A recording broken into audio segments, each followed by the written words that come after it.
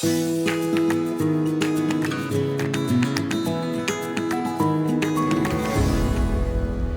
¿qué tal? Sean bienvenidos a otro capítulo de Sin Manual. Por lo demás va a ser muy interesante.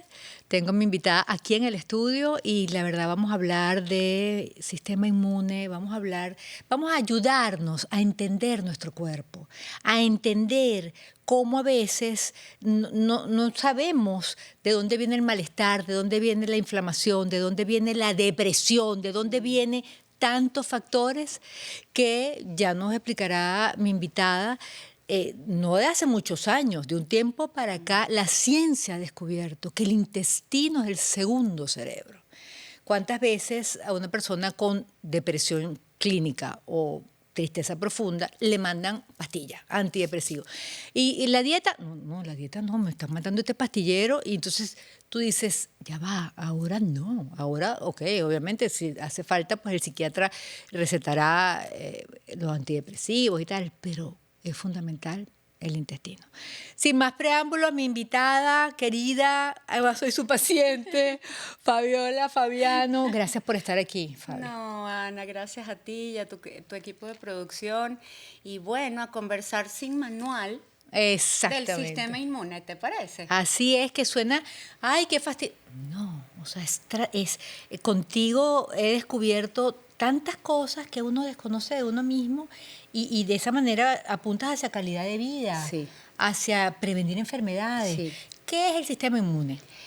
A ver, Anita, el sistema inmunológico es nuestro principal sistema de defensas, ¿vale? La naturaleza crea un ser humano. El ser humano, ese bebé, bueno, en los animales también, pero vamos a hablar de los humanos, ese bebé se va formando en la barriga de mamá y se van formando los diferentes órganos y tejidos que son importantes para la sobrevivencia de ese ser. Entonces, bueno, se forman todos los órganos, se forma la espina dorsal, se forma el cerebro, se forman los pulmones, los riñones. Pero ¿qué tal, Anita? Que ese cuerpo no puede salir a la vida sin defensa. ¿Por qué? Porque necesitamos un ejército que nos proteja contra infecciones y contra enfermedades. Esas infecciones son básicamente esos microbios, esos bichitos que no se ven, pero que han sido profundamente evolutivos y que han ocasionado, bueno, una gran cantidad de pandemias y de enfermedades, etc. Y luego tenemos las enfermedades, que son aquellas gestadas por el propio cuerpo y que pueden llevar a riesgo de salud o muerte del cuerpo. Entonces, en los últimos periodos de la vida fetal, se empiezan a formar todo un ejército de policías que van a cuidar a Ana durante toda su vida, o a Fabiola durante toda su vida, o a cualquiera de las personas que nos está viendo. Ese sistema se llama sistema porque es muy complejo. Abarca una gran cantidad de células y abarca una gran cantidad de proteínas y de moléculas. Es complejo verlo porque el sistema inmunológico, yo siempre digo que es una ciencia joven, no es nueva, es joven, pero viene a rescatar preceptos ancestrales, que después lo vamos a conversar. Pero básicamente cuando yo te digo a ti, Anita, tus ojos, tú me pones la manito así. Yo te digo, Ana, la nariz, tú pones la mano así. Yo te digo, Ana, sistema inmunológico. Y la gente se queda como pensando. Entonces, básicamente existen unos órganos. Hay que ser así todo. Bueno, sí, porque está de aquí a aquí. Básicamente el sistema inmunológico se forma en dos grandes órganos. Uno se llama el hueso, el bone, por eso hablamos de los linfocitos B, porque vienen del bone, del hueso. ¿De todos los huesos? Sí, de la parte de la médula, básicamente. Lo que uno se come cuando haces una sopa de res, el tuétano. Más o menos. Y un grupo de células llamadas linfocitos T, que derivan de un órgano muy cerca del corazón que se llama el timo. Esos son los órganos, si se quiere, que forman, digamos, esa línea, que es una línea que tiene memoria y es la que después nos va a atacar. Pero además hay otra línea que nace con los individuos. Entonces mira qué interesante la naturaleza y Dios. Cuando nosotros llegamos a la vida, llegamos con dos brazos de defensa. Uno que es innato, que nace con nosotros, y otro que se adapta al entorno y al reto del maleante que cada sistema va a tener a lo largo de su vida. Entonces, esa respuesta inmune que nace con nosotros, que es la básica, que digamos son esos policías que van a acompañar el cuerpecito de Ana y dicen, ok, aquí viene Ana, pero nosotros venimos con ella. Eso es lo que nosotros llamamos la inmunidad innata. Y eso es lo que a veces se ven en las hematologías, como los monocitos, los macrófagos. Hay una cantidad de proteínas que son como moleculitas, que son como el contenido de este sistema, donde hablamos de proteínas, por ejemplo, del sistema del complemento. Hay la proteína C reactiva, que a veces se dice, no, es que me hago una hematología con velocidad y PCR. La proteína C reactiva forma parte de la respuesta inmune innata. Que tanto nos medíamos con el COVID, por ejemplo. Exactamente. Es correcto. Y con otros procesos virales. Porque y el cáncer también. El cáncer también. Y los bebitos, fíjate, cuando tienen procesos virales, que es siempre lo que dice el pediatra, vamos a hacerle una hematología con PCR. Entonces hay una serie de policías que nacen con nosotros, que abarca la respuesta inmune innata, tienen una memoria inmunológica, si se quiere, nula, aunque las últimas investigaciones están arrojando que este sistema se puede entrenar, y eso para los inmunólogos ha sido bastante sorpresivo, porque en teoría la respuesta inmune innata es un brazo de defensa que tiene su mecanismo ya, y ese brazo de la inmunidad innata luego se refuerza con esa inmunidad adaptativa, que así se llama, formada por los linfocitos TB y a su vez otra serie de linfocitos que van regulando respuesta. Entonces tú tienes dos grandes brazos armados que se encargan de defender el cuerpo de Ana. Ok, tengo pendiente muchas preguntas. Por supuesto, una de ellas es, si yo quiero cuidar el corazón, yo sé que el ejercicio, por ejemplo, es bueno, no comer tales alimentos es bueno. ¿Cómo cuidar a ese sistema inmune? Pero antes, ya que estás hablando desde la gestación, ¿existe alguna diferencia cuando el bebé nace por parto natural o por cesárea en su sistema inmune? Sí, ya está lo que come la mamá. Hoy en día se sabe que una mamá que tiene una alimentación óptima desde el punto de vista de nutrientes, de variabilidad alimentaria, que tiene un embarazo tranquilo, que tiene un embarazo donde hay descanso, donde está rodeada de amor, de pocas angustias, va generando señales, que es lo que conocemos nosotros como señales epigenéticas sobre el bebé y sobre el sistema inmunológico del futuro bebé y sobre la microbiota de ese bebé, que vamos a hablar después. Después, durante toda la vida fetal, llega el momento de llegar a esta vida. Una vida que a veces es difícil, pero que es hermosa y que hay que vivirla con el camino que toca. Y allí el tipo de nacimiento también influye en la función inmunológica. Los niños que nacen por cesárea pueden llegar a tener un sistema inmunológico un poco más confuso, un poco más debilitado, y eso puede traer, por ejemplo, mayor incidencia de enfermedad alérgica, mayor incidencia de deficiencia de algunos anticuerpos, sobre todo de las mucosas pulmonares e intestinales de los bebés. Los niños que no reciben lactancia materna. Por eso es que estamos, desde el punto de vista inmunológico, estamos sembrando la semilla a las mamás de que deben permitir la lactancia materna, y tiene que haber esa conexión no solamente emocional, sino la transferencia de leche materna. ¿Por qué? Porque la leche materna tiene más de 1.200 factores inmunológicos que se transfieren al bebé. Wow. Más de 1.200, Anita. Entonces, ¿qué pasa? Los niños que no reciben lactancia materna, pues se privan de 1.200 factores inmunológicos de protección. Caramba. ¿Vale? Y las fórmulas hipoalergénicas, las leches comerciales de lata, son libres de fuentes alergénicas, pero también son libres de 1.200 factores de protección. Claro, porque claro.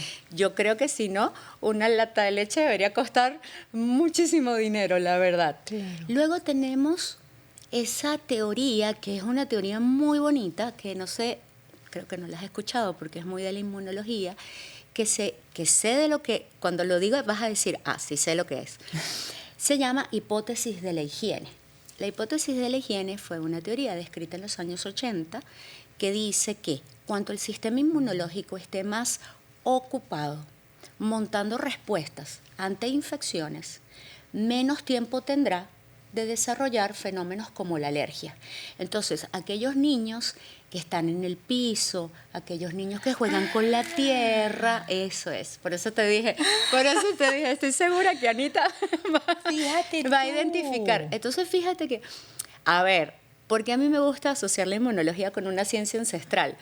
Porque es que nuestros abuelos y nuestros tatarabuelos de verdad fueron muy sabios. Porque cuando nosotros éramos niños, bueno, llegado el momento nos ponían en el piso. Yo recuerdo de niña, mi nono tenía una cochinera en Camatagua. O sea, no es que era precisamente el parque de diversiones más maravilloso. Y yo recuerdo de niña que yo le decía siempre, porque bueno, digamos que yo no vengo de una familia, digamos, económicamente cómoda. Entonces yo me acuerdo que a mí me llevaban a la cochinera en Camatagua y yo le decía a mi mamá, le decía, ay mami, es que nos vamos a bañar en la piscina. Y me decía, sí, y era que nos bañábamos donde bañaban a los cochinos, literalmente, que eran como unos tanques. Okay.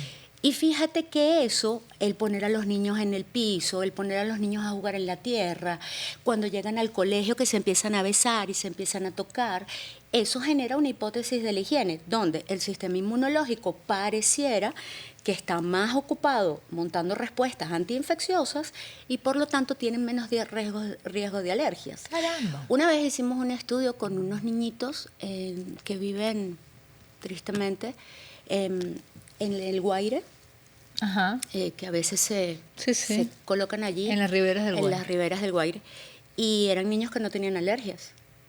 ¿Qué? Tenían otras infecciones. Pero no Como los perritos callejeros y el perrito de casa. Exactamente.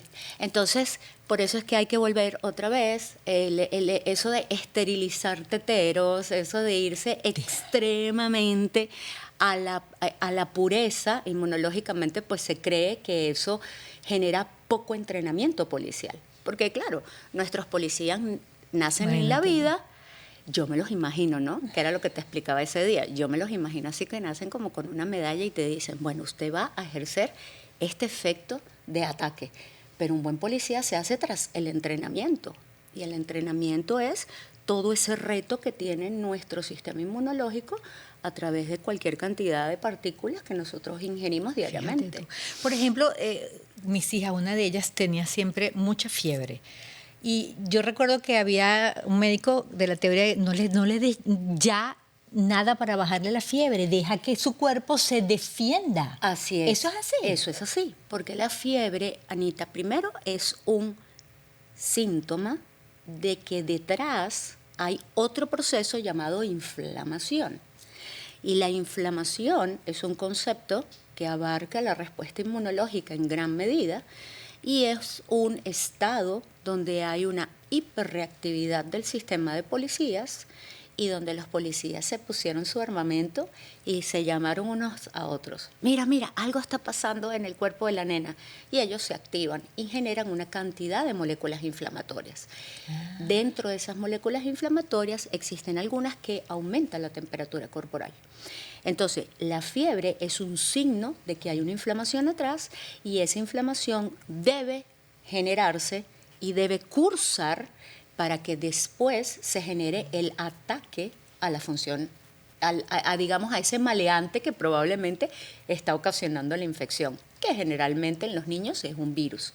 Por eso es que sí, el pediatra dice, deja que su cuerpo reaccione, porque el cuerpo y un sistema inmunológico competente tiene las herramientas para llevar adelante un ataque. Ajá. La pregunta que tenía pendiente, ¿cómo cuidar ese sistema inmunológico? Porque parece, no sé, en mi caso, ¿no? Que es como el carro nuevo y el carro que ya lo has rodado bastante. O sea, si lo ruedas sin aceite, eso se quema. Tu carro tiene menos de 10.000 kilómetros. ¡Ay, qué bella! Bueno, si uno le hace un trasplante de médula, de alguna manera se renueva la... Así es. Además que tú, bueno, yo te lo he dicho ya varias veces, pero lo voy a decir en público. Ay, igual. ¿Qué será? Bueno, tú tienes un propósito de vida. Ay, también. Amén de tu maternidad, que yo sé que las nenas son tu vida, tu propósito de vida es enseñarle a cada día, porque lo haces a través de tus acciones y de tu vivencia que tuviste con el cáncer, junto con tanta gente que te queremos y que te hemos seguido por tantos años, es un propósito donde se mira una enfermedad tan dura como el cáncer, se mira de frente, se permite vivirla con todo lo que eso implica, con el miedo que implica, con la rabia que implica, con la angustia que implica, pero también con la humildad de confiar en la medicina, de confiar en Dios y de confiar que el sistema es profundamente noble y que puede responder cuando todo se conjuga. Y en ti ocurrió el milagro. Amén. En ti ocurrió el milagro.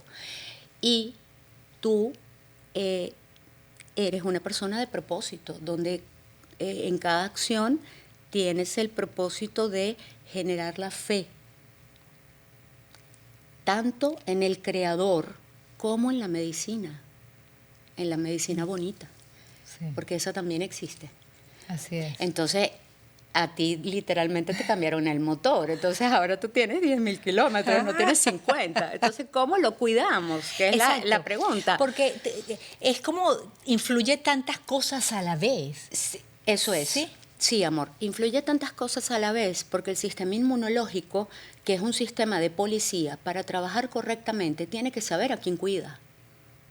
El sistema inmunológico sabe a quién está cuidando, que es al cuerpo de Ana o al cuerpo de Fabiola. Por lo tanto, el sistema inmunológico tiene comunicación diaria con el resto de los ejes. O sea, el sistema inmunológico se comunica diariamente de una forma indisoluble con el eje endocrino, que es el eje de las hormonas.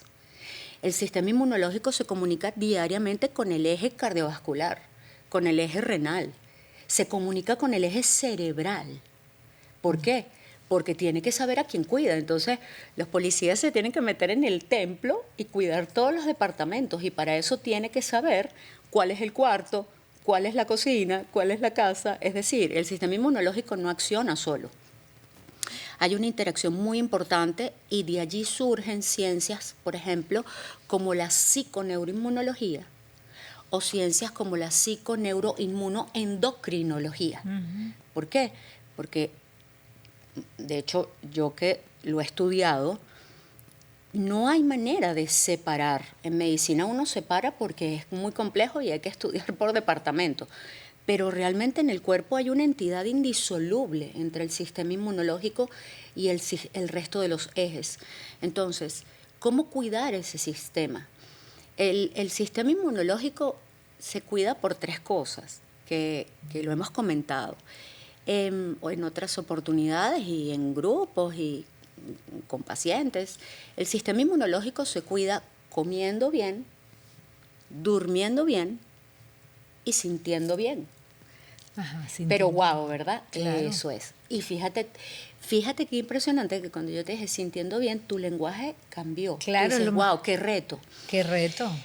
Tú ¿qué puedes comer es? bien, Ajá. dormir, Pero ¿cómo sentir? cómo evitar el estrés, la angustia, la preocupación. Es la vida. ¿Sabes qué? Leí el otro día de un científico español, ya de una edad avanzada, que en este momento no recuerdo el nombre, pero te lo voy a pasar luego. Él dijo una frase que a mí me impactó y me dejó reflexionando. Un periodista le dice cómo no tener estrés. Y el doctor le contestó, tienes estrés simplemente porque estás lidiando con tu ego. Yo creo que una de las ciencias más complejas involucra la psicología y la psiquiatría. ¿Por qué? Porque la mente y este eje llamado eje mente-cuerpo es profundamente complejo. Esa complejidad yo creo que se genera básicamente por lo que nosotros hemos vivido a través de la vida, lo que hemos visto de nuestros padres, abuelos, tíos, es decir, lo que nuestro entorno familiar ha generado para nosotros, tanto para bien como para mal. Y bueno, hay otras cosas que son esos golpes de la vida que evidentemente te remueven y te obligan a tocar fondo, literalmente, ¿no? Entonces, a ver, decirle a la gente cómo sentir bien, a mí me parece una osadía, porque bueno, yo que tengo varios años de psicoterapia encima, y eso lo podemos hablar en otro momento, pues yo todavía no sé muy bien cómo se hace para sentir bien.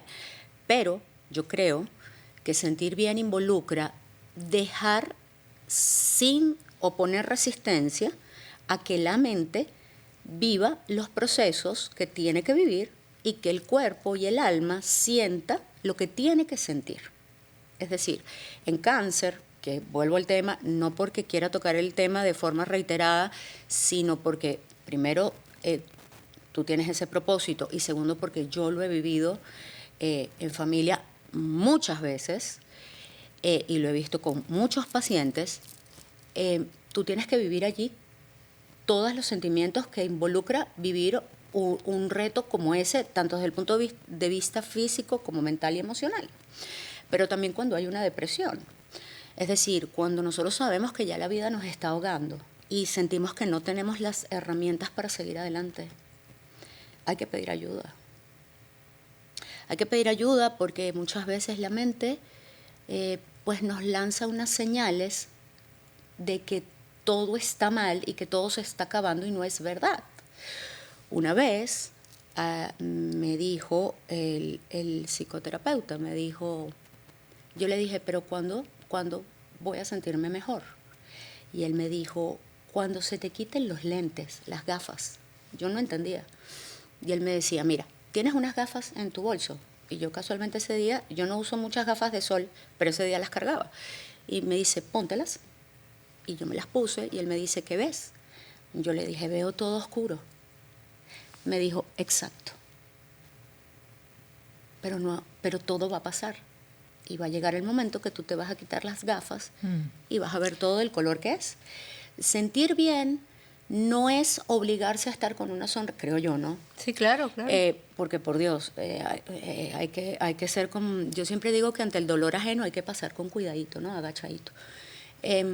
Pero yo creo que es permitirse vivir ciertas emociones e identificarlas. Y si ves que las emociones permanentemente son angustiantes, negativas, tristes y no te permiten seguir adelante, hay que pedir ayuda porque eso afecta directamente la función inmunológica. Ok, y entonces mi pregunta es, estamos hablando del sistema inmunológico y ¿por qué caemos en algo que podría ser salud mental? ¿Qué tiene que ver el intestino? Bueno, el intestino sería la microbiota, ¿no? Exacto. Además, porque eso, tú hablas de la interconexión y me interesa de Exacto. arriba para abajo y de abajo para arriba. Bueno, porque fíjate, cuando se forman esos policías, de los que hablamos hace un rato, todos esos policías se van a descansar cuando no hay maleante que atacar, ¿vale? Entonces, ¿qué pasa? Esos policías descansan en lo que nosotros llamamos los ganglios linfáticos periféricos, ¿bien? Ok. ¿Qué pasa?